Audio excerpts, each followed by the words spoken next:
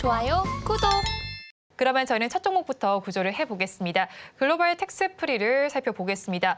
2분기에 매출과 영업이익이 역대 최대를 기록하기도 했고요. 중국인 단체 관광 이슈에 따라서 급등세를 보이기도 했는데 지금 시장에서는 빠지고 있습니다. 어떻게 분석해봐야 할까요?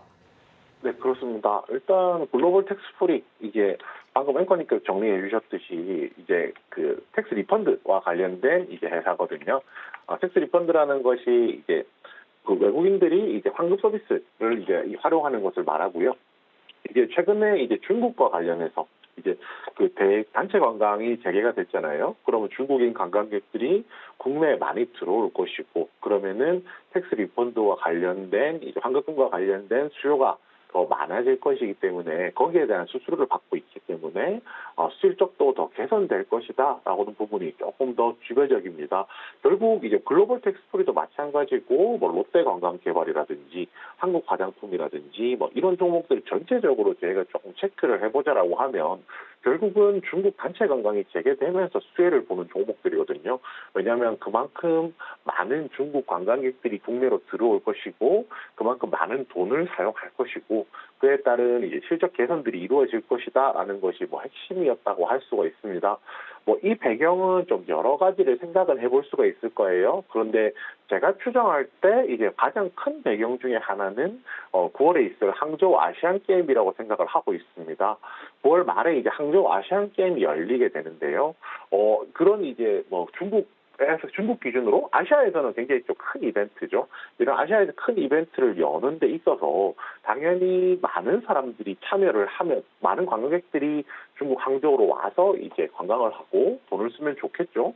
그런데 아무래도 중국이 우리나라뿐만 아니라 전 세계 여러 국가에 대해서 관광이 막혀 있었기 때문에 결국은 이제 내부로 이제 중국으로 관광객을 끌어들이기 위해서는 기브 앤 테이크 이제 열어줄 필요가 있었다 정도를 생각해 볼 수 있을 것 같습니다.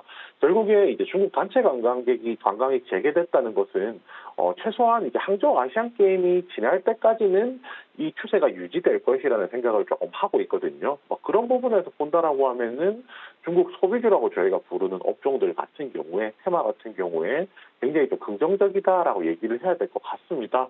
그렇지만 좋은 점만 있는 건 아닌데요. 외부적인 변수가 분명히 좀 발생을 했습니다. 그것이 무엇이냐면 중국 경제 불확실성에 대한 내용입니다. 이번에 이제 헝다그룹에 대한 내용들이 시장에서 조금 더 부각되기 시작했었고요. 제가 맨 앞에 시장에서 설명드릴 때 중국 부동산과 관련된 리스크가 이제 여기에 연결되는 내용이라고 생각을 하시면 됩니다.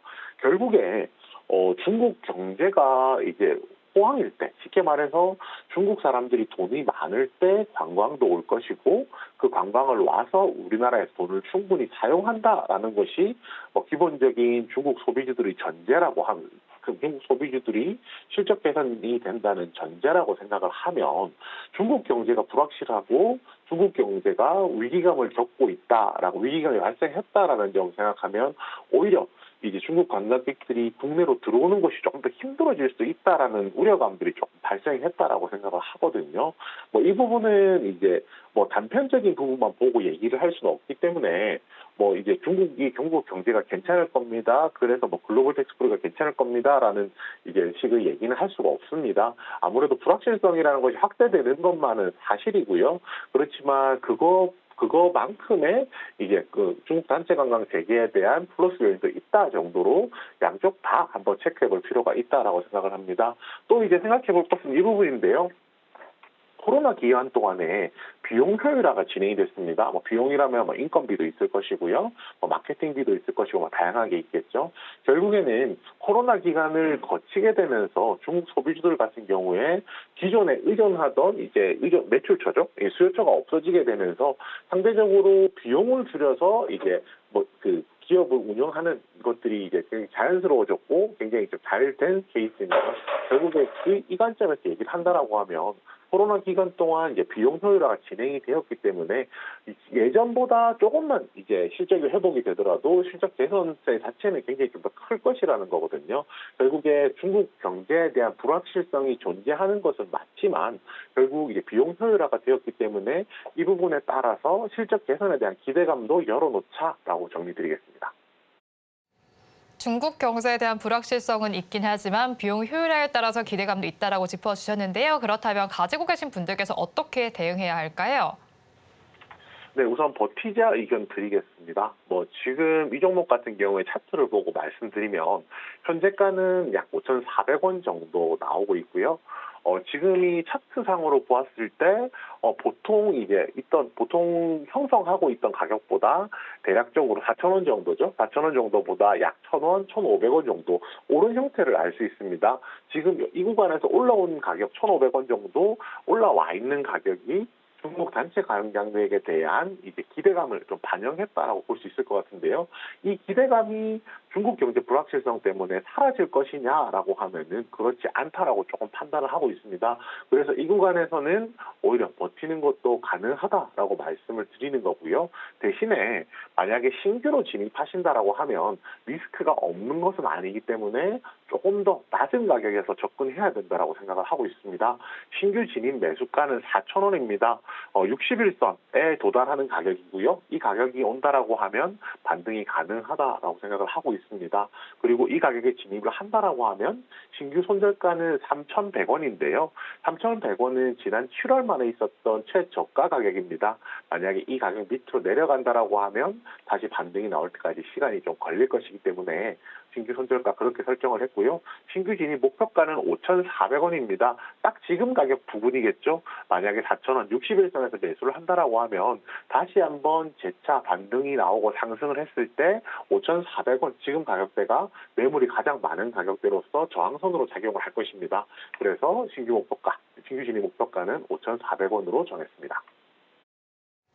글로벌 텍스프리에 대해서 버티자라는 전략 제시해 주셨습니다. 가격 전략 함께 살펴보면요. 신규 진입하신다면 60일선에 도달하는 4,000원 잡아주셨고요.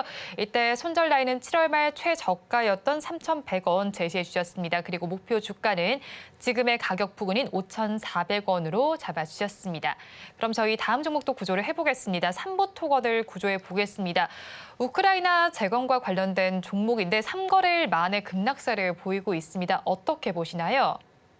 네, 우선 말씀해 주신 대로 삼부토건 같은 경우에는 건설회사고요. 중견건설회사고 우크라이나 재건과 관련된 모멘텀이 시장에서 많이 작용했던 종목 중에 하나입니다.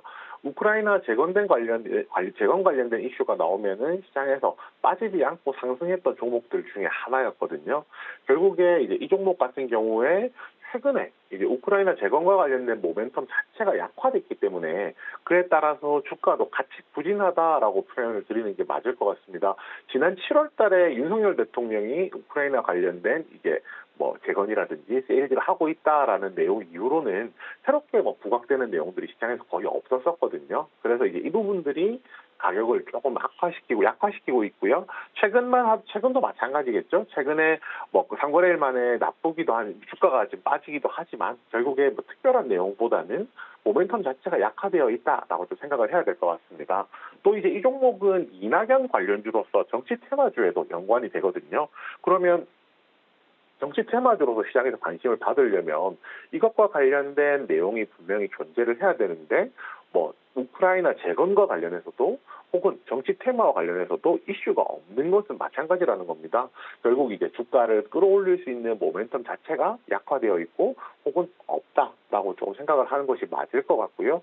그렇지만 이 부분도 같이 얘기해야겠죠. 우크라이나 재건과 관련된 내용은 단기적인 내용은 아니라는 겁니다.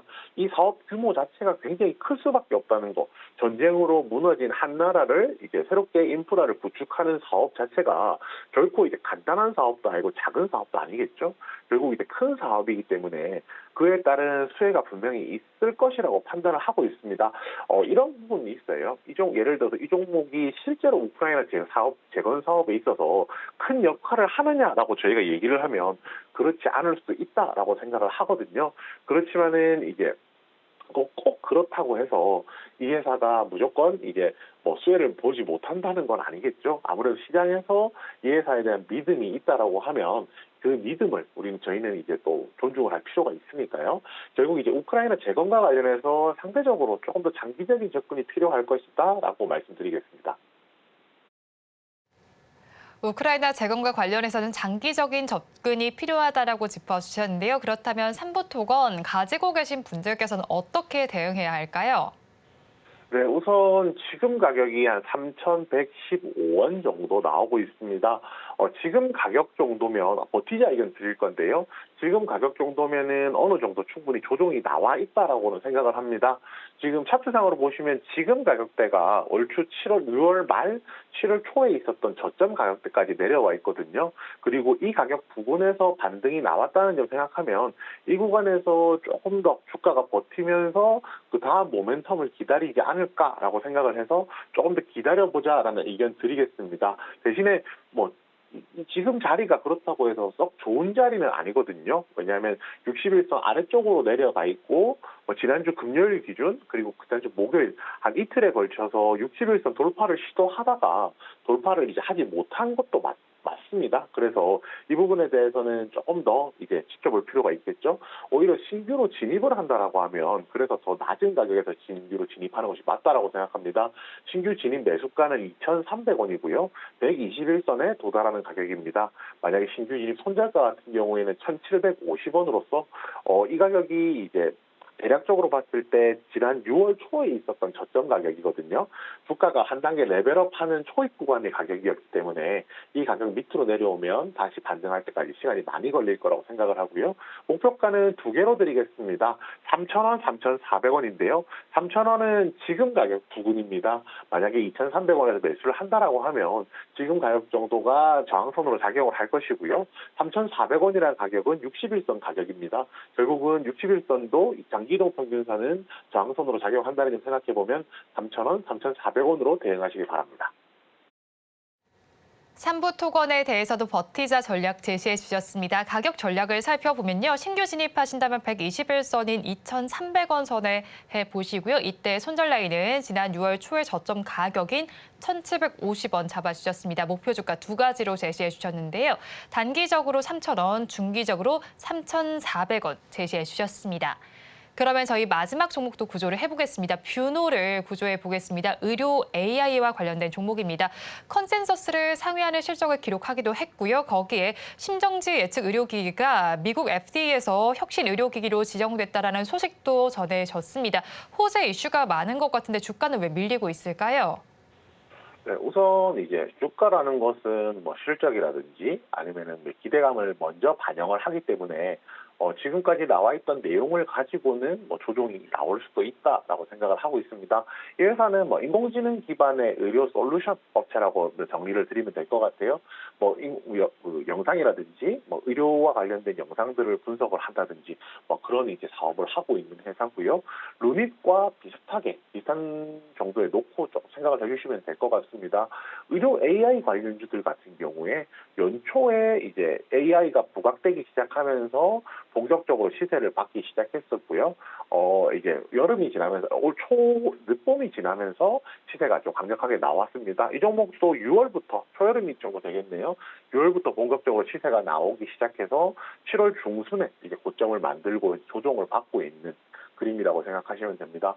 우선 이제 바이오 업종 그 연초에 상승하고 조정 구간이 나오는 것은 상승을 했으니까 나올 수 있다 정도 생각을 한다라고 하면 여기서 추가적으로 상승할 수 있는 동력이 있느냐 없느냐가 더 중요하다라고 생각을 하거든요.